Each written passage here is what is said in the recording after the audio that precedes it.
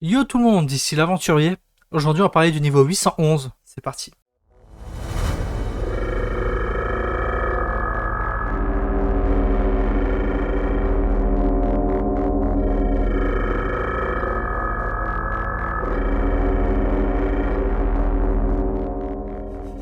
Le niveau 811, également connu sous le nom de Titanius Sepulchrum ou Titan Deathbed, est un niveau récemment découvert par le MG. Cependant, des traces écrites de ce niveau remontent à 3189 avant Jésus-Christ. Il s'agit d'une vaste étendue de prairies parsemées de collines, d'arbres, de rivières, de lacs, de champs de fleurs, de cratères et de montagnes.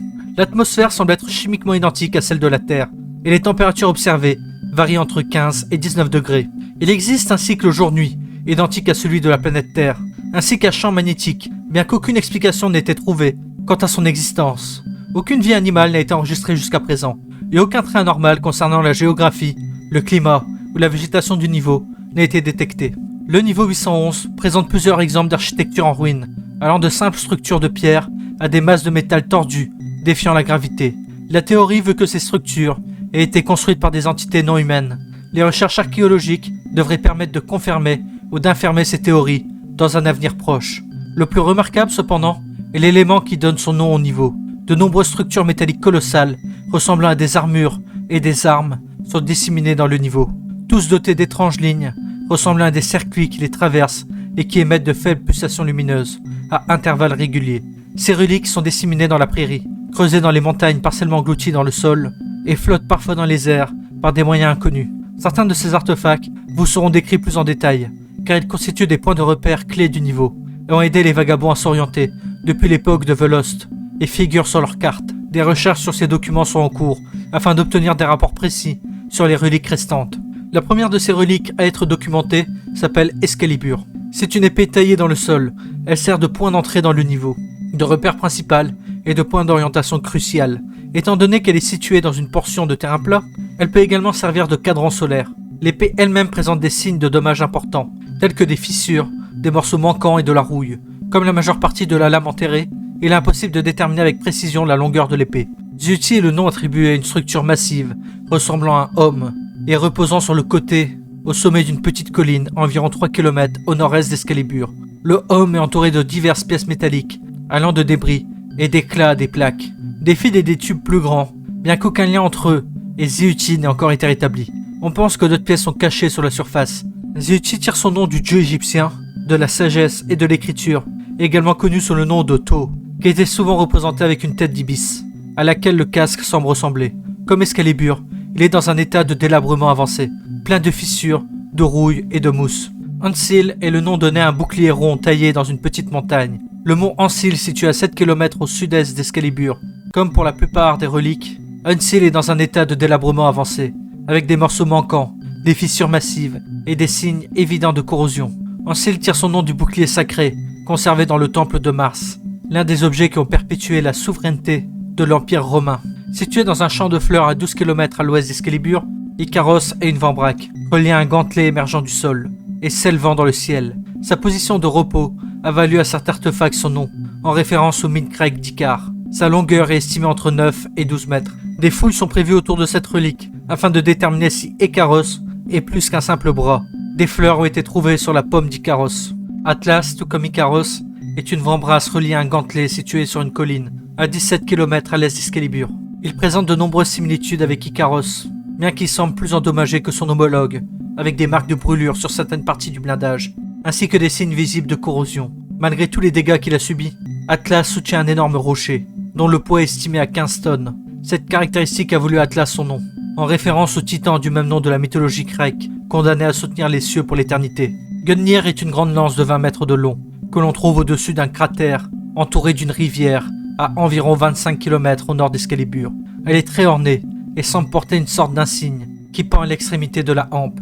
On ne sait pas comment la lance reste en place, bien que les origines exactes du cratère sous Gungnir soient inconnues. Sa forme et la rivière environnante indiquent qu'il s'agit d'un cratère d'impact, plutôt que d'un cratère formé par l'érosion naturelle.